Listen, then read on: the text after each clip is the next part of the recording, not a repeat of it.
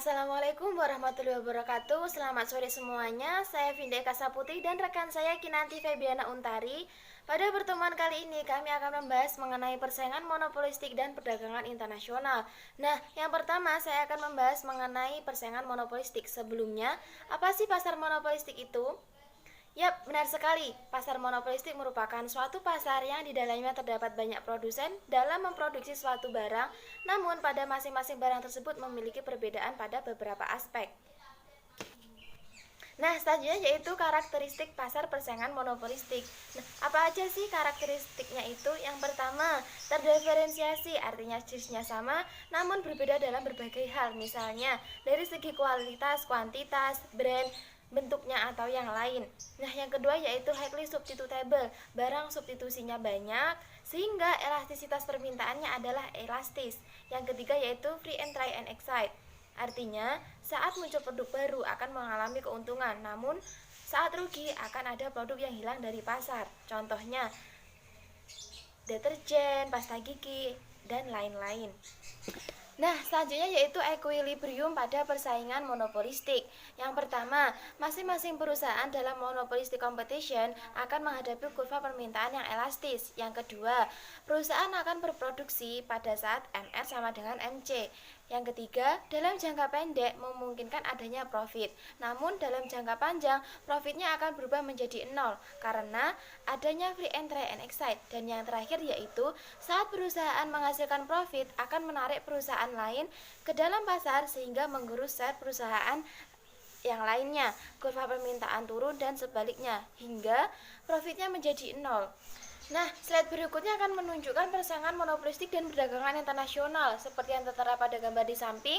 Karena perusahaan memiliki produk terdiferensiasi atau brand sendiri, kurva permintaan yang dihadapi adalah elastis. Perusahaan akan berproduksi pada saat level MR sama dengan MC. Nah, pada gambar di samping, sebesar HSR dengan harga sebesar PSR.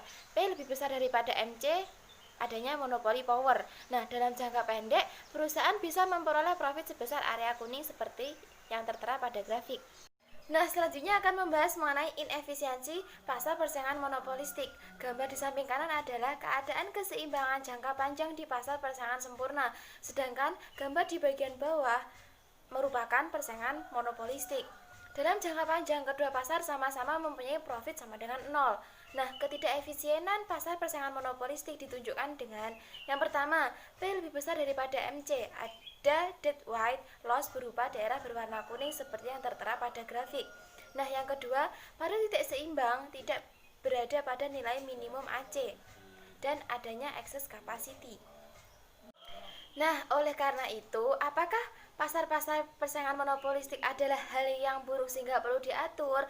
Jawabannya tidak, karena beberapa alasan. Alasan yang pertama, adanya monopoli power yang dihasilkan dari pasar ini relatif kecil. Nah, alasan yang kedua yaitu konsumen yang diuntungkan dengan produk yang beragam. Nah, slide berikutnya yaitu berupa contoh soal mengenai persaingan monopolitik.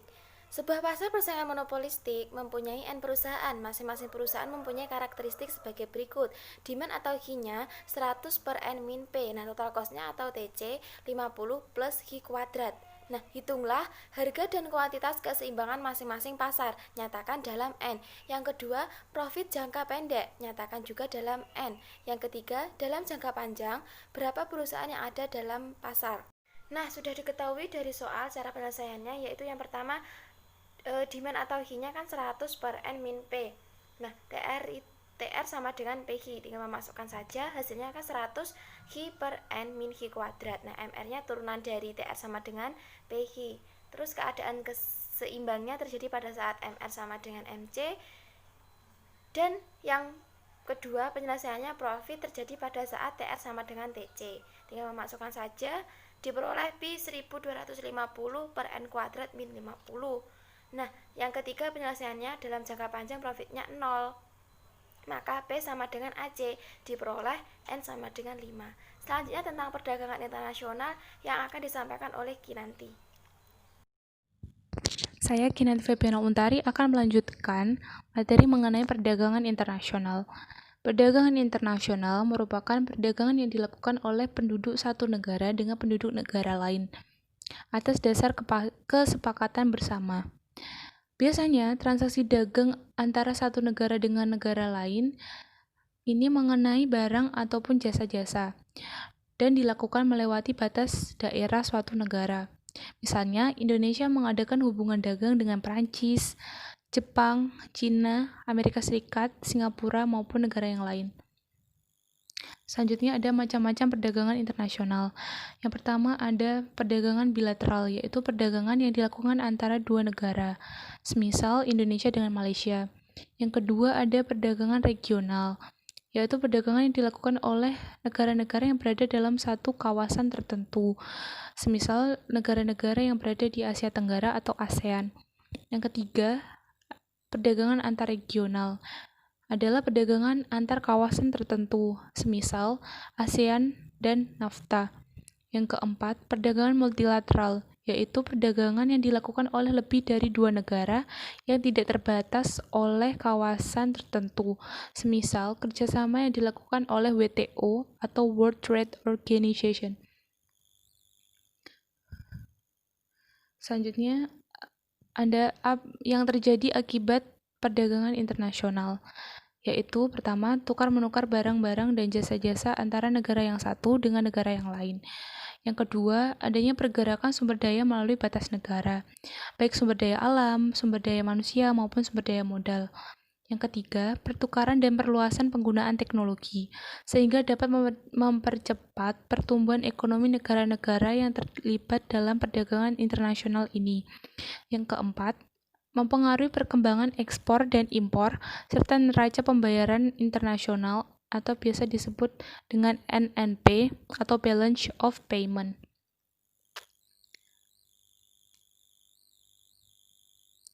Selanjutnya ada faktor-faktor yang pendorong perdagangan internasional. Yang pertama adanya perbedaan sumber daya alam antara negara yang satu dengan negara yang lain. Yang kedua adanya perbedaan faktor produksi. Yang ketiga kondisi ekonomis yang berbeda. Yang keempat tidak semua negara dapat memproduksi sendiri satu barang. Dan kelima, adanya motif keuntungan dalam perdagangan.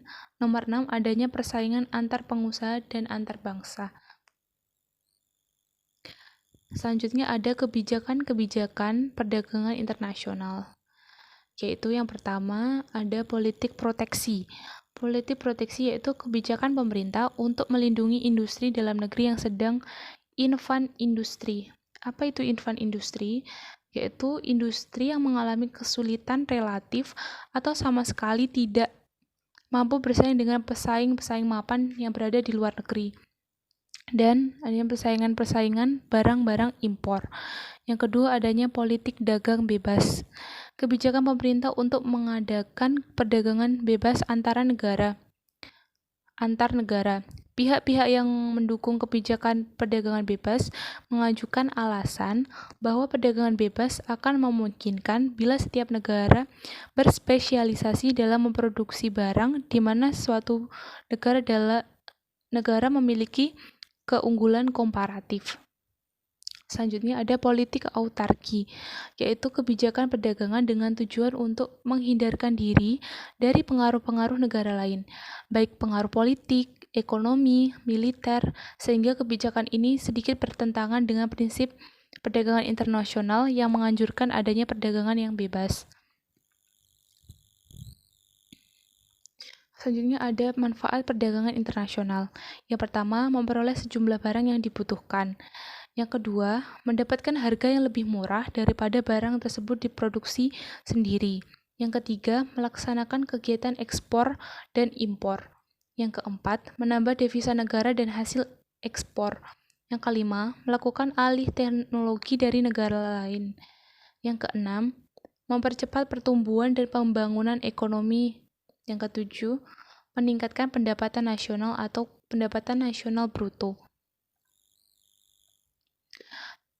Teori perdagangan internasional itu terdapat dua, yaitu yang pertama, teori keunggulan mutlak oleh Adam Smith. Teori ini berbunyi, suatu negara akan memperoleh manfaat dari perdagangan internasional jika melakukan spesialisasi produksi dan mengekspor barang di mana negara tersebut dapat berproduksi relatif lebih efisien, serta mengimpor barang di mana negara tersebut berproduksi relatif atau kurang efisien atau tidak efisien. Yang teori kedua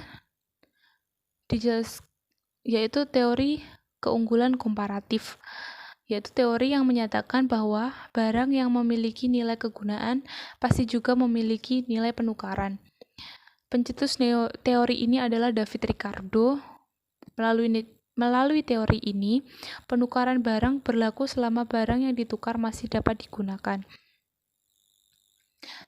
Sekian presentasi dari kelompok kami. Apabila ada kurang lebihnya mohon dimaafkan. Wassalamualaikum warahmatullahi wabarakatuh.